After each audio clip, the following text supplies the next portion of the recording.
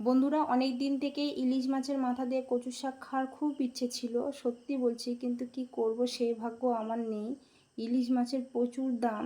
তো আজকে ছোলা দিয়েই কচু শাক রান্না করব। প্রথমে কড়াইয়ে সরিষার তেল দিয়ে চেরা কাঁচা লঙ্কা, পাঁচ ফোড়ন, রসুন দিয়েছি। এবার ভালো করে ভেজে নেব। ভাজা হয়ে গেছে, তারপরে ভালো করে কেটে ধুয়ে রাখা কচু শাকগুলো দিয়ে দেব। আর কচু শাকগুলো খেতে কিন্তু খুবই ভালো, একটু কোনো মুখে ধরে না। দেখুন, এদিকে নাড়াচাড়া করে নিয়েছি। তারপরে দিয়ে দেব পরিমাণ মতো লবণ, হলুদ আর আদা জিরে বাটা। আর আজকে কিন্তু প্রচণ্ড রৌদ্র উঠেছে, আর রৌদ্রের মধ্যে আজকে আমি উঠোনে রান্না করছি পাতা দিয়ে। আর নাড়াচাড়া করে দেখুন জল বেরিয়েছে কচু শাক থেকে। তারপরে দিয়ে দেব সেদ্ধ করে রাখা ছোলা দিয়ে ঢাকা দিয়ে 2-3 মিনিট একটু ভালো করে সেদ্ধ করে নেব।